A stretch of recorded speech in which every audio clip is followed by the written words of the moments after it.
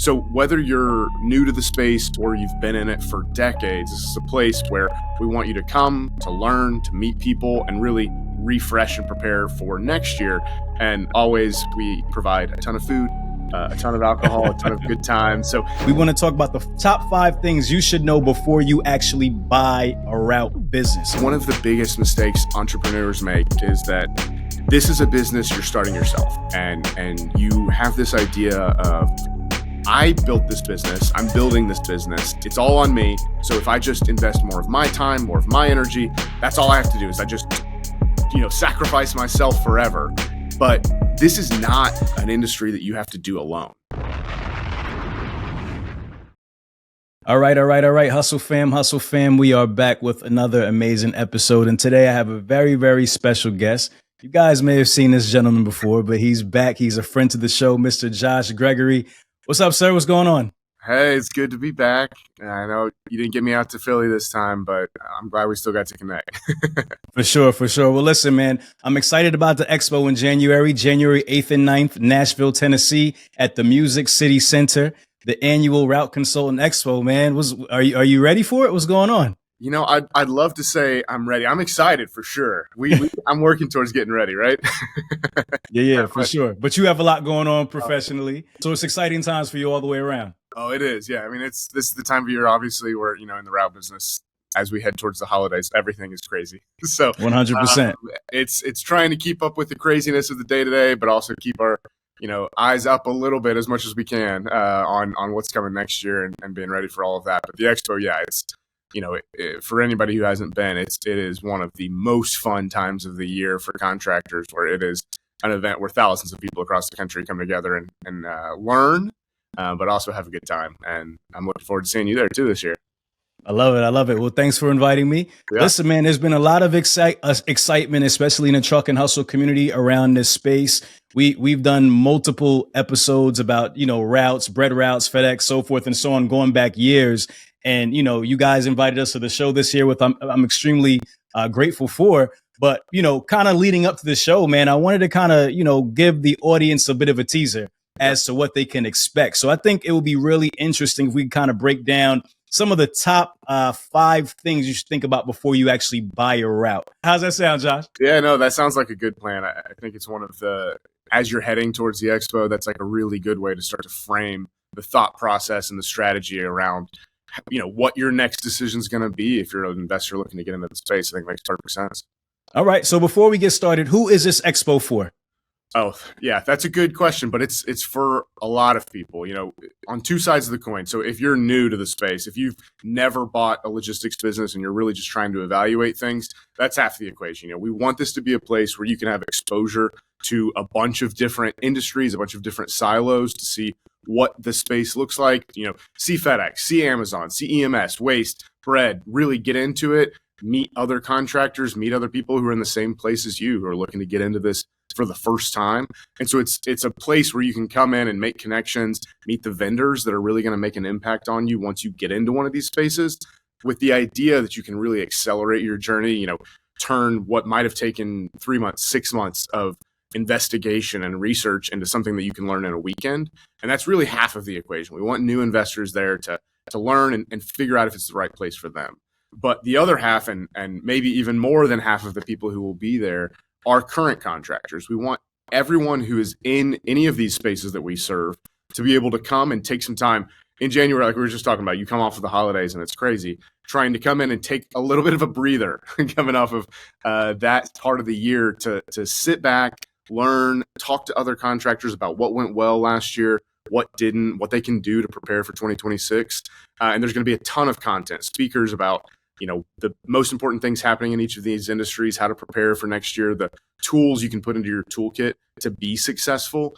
So whether you're new to the space or you've been in it for decades, this is a place where we want you to come, to learn, to meet people, and really refresh and prepare for next year. And always we provide a ton of food, a ton of alcohol, a ton of good time. So this is not just let's sit in a chair and learn for an hour and then go home. This is an experience, and it's a weekend, and there will be tons of fun stuff going on. It's also right downtown, so Broadway, for those of you who are familiar with Nashville, is about 2 blocks from the convention center. So I imagine there'll be plenty of good times on that weekend coming out of the expo as well. Broadway is definitely lit, man. The last time I was there, I went to I think it's Kid Rock's. Mm-hmm. Man, Yep. When I left, I couldn't even hear myself think, man. It was crazy. It was crazy, man. Nashville parties like no other. Well, and it's so crazy downtown on Broadway because the random singers that they bring into any given bar are better than, a lot of concerts you'll go to. So you can just walk down Broadway and hear top quality singers and then have a good time. I want to introduce to you guys the Truck and Hustle Entrepreneurs Community, a powerful network built for transportation and logistics entrepreneurs by transportation and logistics entrepreneurs who really get it. Whether you're just getting started or looking to build, grow, and scale, TNHEC gives you the roadmap and resources to make it happen. From business planning to real industry connections, expert insights, and a support system that wants to see you win, we've got you covered. Nah, this isn't another Facebook group. This is Truck and Hustle's first ever official community, and it's designed for your success. So, if you're serious about growing your business in transportation and logistics, now is the time. Join the Truck and Hustle Entrepreneurs community today, and let's build something special and amazing together. Let's go. Yeah, for sure. Well, I think this is a really unique opportunity, man. Like, as you just now said, this is an opportunity where new investors can actually connect with seasoned investors. Mm-hmm. So not only are you learning, kind of firsthand from you guys and your experiences, but you're also connecting with people who are actually doing it in real time. So you get to ask those questions and build community around that. So I think that's really, really cool and very and a great advantage to especially new investors as well. And then for the seasoned investors, they get to connect with each other, right? So I mean, it's really like a win-win all across the board. Yeah, I 100% agree. I know you agree. Of course you do. All right, so let's get into it, man. Our top 5, man. So we put together a little bit of a framework here for this podcast. We want to talk about the top 5 things you should know before you actually buy a route business. All right, so we're going to go into this from the beginning. Number 1, choose the right industry. So what say you on that, Josh? Choosing the right industry. Yeah, I think it's one of those things where once you decide to get into one of these spaces, it can feel like the choices are almost too many. Even if before you've decided to go into routes, like maybe you're just online looking at businesses on Biz Buy Sell and it's overwhelming. And then maybe you've decided route-based businesses, and then you've got, even just on our site, like I said, we got FedEx, we've got Amazon, Waste, EMS. There's so many different things to think about there, and they're not the same. Just because there's a truck and a driver and a vehicle doesn't mean that you're going to face the exact same challenges or the exact same requirements of you as an owner. So it's so important that before you, just jump into one of these, that you really take some time to evaluate each of the options and decide what's the best fit for you. There's a few different things that go into that. But I mean, part of it is really figuring out what you want your time to look like, what you want your schedule to look like, how much chaos you can tolerate, your risk level, and what you're willing to get into. There's also the resource side of it. Like the average FedEx business that we sell is going to be somewhere between $800,000 and $1 million. So is that the right size business for you? The average bread size business is around $100,000 to $200,000. Is that the right business for you? So part of it is just going to be on the front end, knowing, what's your capital, what kind of resources can you even put into this? But I really encourage people to learn and think through each of them, because you're going to want to match your energy and your talents with each of these, because ultimately this is ideally not just something you're doing for a few months. This is your next career. Maybe it's 5, maybe it's 10 years, maybe it's longer. Maybe it's something generationally you're passing down. You don't want to just jump into one of these because the profit margin looks right. Let's look through each of the options and think about it. And there's all kinds of ways you can figure out which is the right fit for you. Some of it is just kind of the personal side of things. Think about what you care about and where you want to invest your time. We have one-on-one free content on our site for each of these silos, with the idea of, like, at least if you're going to self-pace this and learn on your own time, we've got those for you to really help you think through each of those before you dig into it. And we're always happy to take a call. I think if you call our team, if you call me or anybody on the team, we're going to talk through the options and what each of them mean for people, and really ideally help you figure out the right fit for you and the right first step for you. So I just encourage people on the front end to spend that time before you just jump into financials, to think about which of the options is the right fit for you and your personality. Yeah. So what I hear you saying, Josh, is this could potentially be like a lifestyle business, right? It could change the trajectory of your life, right? So you have to really make a decision based on what you want your life to actually look like, right? Because of the investment that you make will not only be a financial investment, but you have to invest time, energy, and effort into building this business. And are you prepared to make that investment? Yeah, and some of them like Amazon and Bread are going to require you to be there physically, So you either are finding a business that's in your neighborhood or you're willing to move to be somewhere, where some of the other ones like FedEx Line Haul might let you be more remote. So trying to think through what that means for you and how that fits in if you're able to move, that could be a big impact. If it's not, then you might have to wait a little bit longer to find a listing that's in your territory, it's in your neck of the woods. So there is lots of that to think through. Got it. I love it. All right, let's go to number 2. Mm-hmm. What are the common due diligence mistakes that people make? Yeah, so I think this is a question I get all the time. It's always something on people's mind. It's, how do I figure out if a business is actually good? And it is really important to know what good looks like when you're going through this, or even what average looks like. If you know what a normal business looks like, then you'll have the context to know what questions to ask. So I think an easy thing to just kind of process is when you look at most listings, all they're going to say on them are the revenue, the margins, and maybe a price. That might be the only 3 numbers you get on a listing before you dig into it. But if you just know what the average margin of a business looks like, so a good example is a FedEx P&D business on average is something like 10% to 20% profit margin. So if you know that that's the average, then when you see a business that's on that low end, so let's say you see a business that's 11 or 12% margin, that helps you frame the questions that you need to ask in due diligence, because that doesn't automatically mean it's a bad business, but it does mean you need to think about the questions to ask, because it could be that it's really operationally struggling. They're having challenges where payroll's too high, or they're not making enough revenue, or their truck payments are too high. And so it's causing their margins to drop. And so you want to figure out if that's the problem that you're going to have to fix. So that may be a business that you have to pay, maybe it's cheaper, that you come in and you have to fix problems, which can make it more expensive. So knowing that. Or it could be that it's a low margin because maybe they've got 3 managers on the business where things are operating super smoothly. There's no pain for you when you take over, but they're giving up a little margin to make it look like that. And so it's really important to know if it's a low margin business, there's good and bad reasons, but knowing what the context could be can really frame the questions you ask and the answers that you need to get.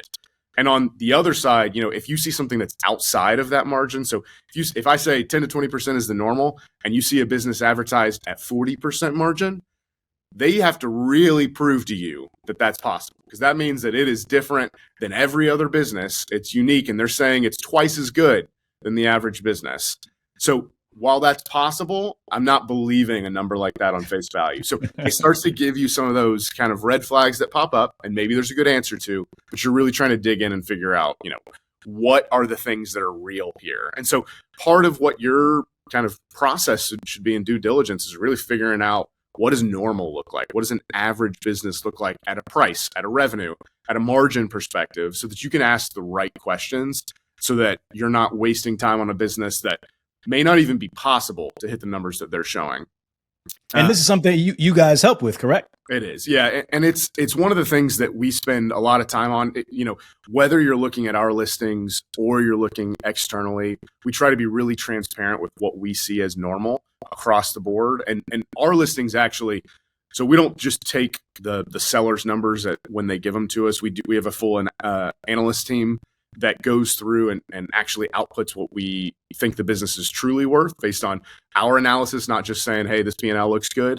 And so we're really transparent with showing, hey, this is why the valuation is what it is. These are the numbers that we saw, so that you can make your own decisions on it. But that same heuristic and thought process is something that we try to teach, so that whether you're buying from us or buying anywhere, we want you to buy a good business at a fair price as opposed to a fair business at a good price. You really want to make sure that you're getting something that is something that won't be a huge fire sale or a huge dumpster fire, really, that you're trying to fix on day one. You want your first business to be something that is operationally sound, so that you can use it as a platform and a foundation to grow from there. Man, I love that. One of the other things, though, that I think is really important is to think about the historical financials when it comes to due diligence, because You should try to get as much of that as you can. In particular, if you're looking at using any kind of bank financing, you need some of that. But I give the caveat of a couple of things. One, it's a small business. Every small business owner is running expenses through these businesses. So it's really important to understand what are expenses that are a part of the business and what are expenses that are not a part of the business. Whether you need an accountant or someone to help walk through some of those expenses, it's important to understand that. But the other thing that I always like to point out is these are really operationally intensive businesses where if you were to look at, financials from 2 years ago, let's say, and let's say the business looked really bad, it could be completely different today. And it's why historicals are important, but we put the most weight on the last 3 to 6 months. As an example, let's say 2 years ago, everything looked horrible. But in the last 2 years, they've replaced half of their drivers. They've added 10 new trucks to completely swap out all of those trucks. All of the problems were on the repair and maintenance expenses and payroll. And now the business today has an amazing margin. The inverse could be true too. You see a business that 2 years ago looked amazing, and today it's run into the ground. They've got a bunch of drivers they're paying too much. The margins are horrible. So that's the business that you're ultimately buying. You're buying those trucks and you're buying those drivers. So from a due diligence perspective, I always encourage people to really spend the most time understanding what the business looks like today. What are the trucks and what are the drivers that you're inheriting? What does the revenue look like today on the current contract? Look at the trajectory. You need to see kind of the trends, but that's where I say to spend the most time. Got it. Last 3 to 6 months prior to acquisition or sale. Okay. I love it. Since we're talking about purchasing the business, let's dive into financing, man. How does financing really work? And what are some of the trip ups, major mistakes that buyers make? Yeah, I'll start by saying I think the biggest misconception that people have about a lot of these businesses is that they're cash only, that you can't finance it. And so I'm starting by saying that's not true. I'd say 70% or more of our deals are either SBA or conventional bank financing. So the vast majority of our deals have some kind of bank financing. And even those that don't, the ones that are using cash are also using some other alternative form of financing. Maybe they're using seller financing or vehicle debt assumption. So there's other ways to finance these, but it's very rare that I see somebody pay, 100% of the price in cash. So that's where I like to start, is that there are tons of options around financing. And in particular, when we're talking about the bread space, all of those bakeries will do their own internal financing. So they're so confident in their model and what they're putting on the table that they'll actually finance the acquisition themselves of bread routes. So Flowers and the Bembos of the world will have their own internal financing arms as you come into the business, where you're buying it from them and they finance it to you directly. Got it. And do you guys help with those relationships with the financiers? Yeah, and that's really important. One of the biggest trip ups I do see when it comes to lenders is you'll meet a lot of bankers that are excited about the margins and they'll say, we would love to fund this deal. And then the challenge is you get to the finish line, and because their credit team or their underwriting has never seen one of these deals or one of these contracts before, the guy on the front end who told you, yeah, no problems, we're fine, when it comes to actually funding the deal, well, sometimes the deal falls apart and you've worked for 4 or 5 months on a deal where you were told that you have financing, and then right at the finish line, the bank backs out. So for us, we have a portfolio of lenders in every industry that we serve that we know have funded these deals before. And those are the ones that we're going to recommend to you. Ideally, they've done, 20, 30 of these deals before. And so before we have ever brought anybody to you, we know that it's somebody we've vetted and they've done and financed one of these all the way to completion multiple times across the country. And yeah, we try to have one of those for every part of the country in each of the industries we serve, because ultimately, financing is going to be one of the most important criteria on actually acquiring these. So we try to smooth that process as much as possible as you're trying to get in. All right. Sounds good, man. And I love this one here. Your first 90 days can make or break the investment. Yeah. Man, talk about that. Your first 90 days. Why is that important? Yeah. So, buying a route takes time. Buying one of these businesses, going through the acquisition, going through everything that it takes to get ready to lead up to that close. And it's really exciting when you make it there. You've made it to what feels like the finish line, but it is absolutely not the finish line. That is the starting line. And so those first 90 days can be, that is where you are setting your brand, you're setting your culture with all of your employees, with whoever your customer is, whether it's FedEx, Amazon, and bakery. And so it is so important that you set those first 90 days up and that you have built a plan to be as successful as you can. One of the most important things that we encourage on every single one of our contracts, and that whether you're working with us or not, we put in a 90-day transfer period where with the seller, you should have some kind of support. Ideally, it's in person, but it could be remote, some kind of way where in those first 90 days, you've got the guy who's been running the business for years on your call that can jump in and help. This is your business. Don't make any mistake there. Like, this shouldn't be something where for the next 90 days, you're just letting him run it. That is opposite of a good pattern to set. Unless you work something out on the side, Yeah, exactly. But you want to be the guy for your drivers now, where they see you're the owner, you're the guy who's coming in and taking over. But man, is it a nice support structure to know that when you step in and ultimately, the way these things work, it's always in the first month that you have 3 accidents and an insurance claim and everything goes wrong. So you want that backup support of some kind of mentor or somebody that you can talk to. The seller is often the easiest person for that to be. There's other ways that we've helped there. We know obviously tons of contractors in all these industries. So there's lots of times we're either working with us or we can connect you with another contractor to be a mentor, to serve as that kind of on-ramp into the business.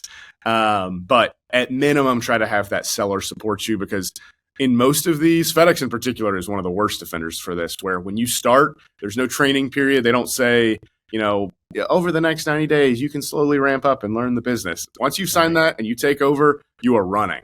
You are fully operational, and they're expecting you to be exactly as successful as the guy that just went out. For sure. Amazon and Bread have a little bit more training, but even still, when you stand up, when you're ready to go, that's them taking off the training wheels, and you're expected to run full speed or bike full speed there.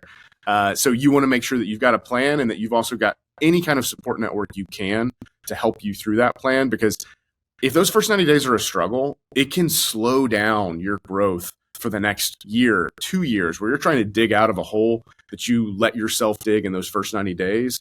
Where on the flip side, if you can really accelerate and come in and make a mark where everybody's running at full speed, the terminal or the customer sees that you've come in and are immediately successful, that can spring you into a lot of growth in that first year. And I see it all the time. So it's so important that you treat the first 90 days as more important almost than anything else you've done so far before the acquisition, and that you're running as if this is the most important thing you do or have done in your career.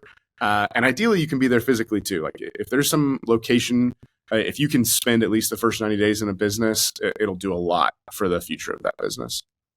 100%. It's all about inertia, man. That momentum is key in the beginning for sure. Even just for you mentally, right? Just to get things going on the right track. Mentally, just get off on the right foot, and all things will work out from there. It's a mind shift, especially let's say you've been in the corporate world for 40 years, and this is your first entrepreneurship. It is a gear shift to move into this world. So, if as much as you can to really immerse yourself and to say, "I'm drinking from the fire hose, I'm in all the way," the more it'll do for you in terms of being able to successfully make that transition. Yes, sir. And this one I really love, man, the power of community. Talk about it. You don't have to be alone. You don't have to do it by yourself. Tell me about that. And it comes right off of what we're just talking about there in the last 90 days, where you want some kind of mentor.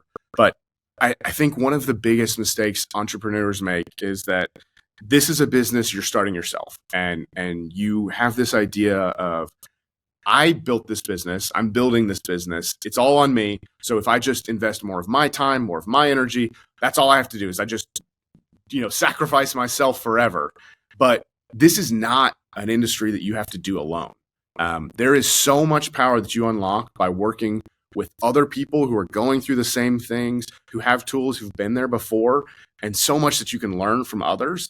But I will say it's not easy always to build that community. You may be at a terminal where maybe there's only two other contractors at that terminal, and maybe one of them only comes in once a week and the other one you don't like. So there's no one to learn from, no one to work with.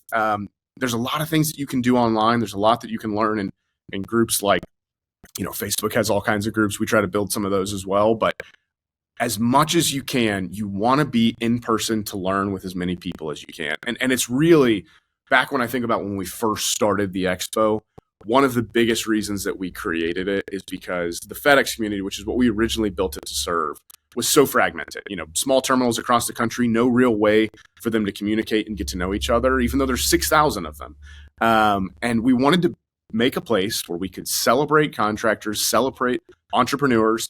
They don't have to pay. It's free. We want people to come in person, but also learn from each other. There are so many toolkits where maybe somebody in California is doing something that you never thought of, and maybe it doesn't fit exactly for your model in Tennessee, but they 4 of the 5 things they did fit perfectly. And so you've got new tools, new opportunities that you can take to your job tomorrow. And so we built this for contractors, and ultimately now it's become something for new investors as they're getting into the space. Before they've even bought a business, they can have community. You can learn more by getting phone numbers and networking in the hallways than you may learn in a year on the job. There's so much that happens in between where you're meeting people who've been there before, and you are shortcutting that pain cycle where suddenly you've got a Rolodex of people that when things break, when you have that horrible week, it stops at just being a horrible week. It doesn't become that business existential crisis because you've got 3 people that you can call on to get their advice, or even ultimately, sometimes what it leads to is you've got people that you can call to borrow drivers, borrow trucks from when it comes down to it. So it's not just the things you learn. It often ends up being the resources that you gain and the opportunities that you gain to be successful in the workplace. So I can't emphasize enough how much value there is in just realizing that you're in a community of others that are all swimming in the same direction. And it is something where the rising tide lifts all ships. As contractors learn to help each other and to be more successful, the industry grows as well. And so we're always trying to create that. And we have events throughout the year that we're doing in person, but if you're only going to go to one, the expo is the one to be at in Nashville. So that's when it comes to community and really, when it comes to if you can only do one thing before you buy a route, you should be at the expo. 100%. I love it. That's a perfect way to kind of bring this to a close. And one last question I'll ask you, man, from your point of view, being in this space and being in this business and seeing all these different types of route businesses, like you said, these different verticals or different silos. What are the advantages of having this type of logistics or transportation business as opposed to like maybe some traditional trucking over the road style businesses? What do you see as some of the advantages to look into this space as opposed to those markets? Yeah. So again, each of these is going to have a little bit of a different flavor in terms of, why you look at all of these. Bread is one I always come back to from if bread was to fail, if people were to stop buying bread, it would have been because there was such a large change in the economy that it doesn't even matter. It's like, if bread fails, everything else has failed too. So, right. It's like bread and water, right? Those are like the essentials for life. Yeah, right? Like, okay, the Armageddon's happened. So I guess I'm not worried about which business I'm in. So there's things like that you're really trying to be as involved as you can in some of the core fundamental things to our economy that are recession resistant, that happen whether, anything else happens. So, trash, like, unfortunately, if trash was to stop being delivered, I think it takes like 3 days of missed trash pickups before the streets start to revolt. That is one of actually the earliest indicators of if something's going really wrong in a city is if the trash starts to pile up. So that happens fast. You would be shocked at how quickly that piles up. E-commerce and ordering online is so core to who we are as a society these days, FedEx and Amazon. I unfortunately think that every single day when I come home, I have some kind of package waiting on my front step. Same. I would say it's me that ordered it, but it is there. I think that's just so intrinsic coming out of COVID to how we think about shopping and e-commerce, that it's those types of things that you're really trying to tie yourselves to when you're trying to decide, where do I want to invest my money and where do I want to be in the future? You're trying to tie things to things that are growing, that are required in almost any economy, and all of the ones that we harp on, all of the ones that we have as listings that we really spend a lot of time on are kind of included in that bracket. Yeah, I agree, man. And I think another thing that is we should point out is there's kind of like a built-in customer base, right? Like the infrastructure is already there. That's right. For you to kind of just get started and get going, right? You have to just figure out ways to become more profitable, increase margins, keep your operation costs low and so forth as any business owner. But the infrastructure is set for you. All you have to do is perform, man. Yeah, a lot of these, the revenue is either set or a core part of the revenue is set, and you can grow the revenue, but most of what your margins are is how successfully you operate and how well you can take on these toolkits and learn these playbooks and treat your drivers and your trucks correctly and be as successful as you can. But yeah, having any kind of core base of revenue that is set in stone that you don't have to do anything about is so different than almost any other business that alone is one of the biggest advantages about these types of businesses. For sure. And I know every business has its challenges. And I have a friend personally. I tell a story, a friend who got into the FedEx P&D space, man, a couple of years ago. He was able to exit and he, made out pretty well, man. Ran the business for about 3 years, got an offer that he couldn't refuse, and he was able to exit. So, I saw with my own two eyes that you can really, really build something, amazing. And it's a very, very interesting space. So I implore all you, if not at least to come to the expo and learn about it, right? Like, can't beat that. Just come, learn, talk to other investors, talk to other owners, and figure out if this is a space that you want to be in. I know I'm going to be asking a ton of questions while I'm there and learning as much as I can because I want to get into the space myself. So, again, Josh, man, this has been really cool. Thank you for dropping these 5 whys as to why you should be at the Route Consultant Expo this January 8th and 9th. If you're interested in coming to the expo, comment Route wherever you're watching this, comment Route, and we will send you a link to join us. Anything you want to close with, Josh? No, all I can say is, everything you said was right. I promise you, if you're interested in this, those 2 days, you're at least going to have a good time. So come out. We're going to make sure it's not a weekend you regret. And then after that, any questions you have, any decisions you want to make after that, we're there to help. All right. Hustle fam, you know what we do around this time. If you smell something burning, it's only your desire. Myself, the Vice President of Route Consultant, Mr. Josh Gregory, we are out. All right, y'all. Listen, I'm happy to announce that we finally launched our YouTube memberships. Listen, if you want to support Truck and Hustle for all the hard work that we've been doing over the past 5 years, this is where you need to be. As a part of our memberships, number 1, you'll get exclusive access to all of our archive content. Number 2, we'll be doing at least one live webinar with one of the guests or somebody else from our network that you love to continue to add value to you and your business. Third, we'll be having exclusive behind the scenes content that we shoot and doesn't, make the final cut. So make sure you go check it out. Get that subscription right now and join us, man. TNH forever. Let's go. All right, guys, if you love Truck and Hustle and you love the interviews and the information that we're providing week to week, make sure you like, share, and subscribe to the channel. All right, Hustle fam.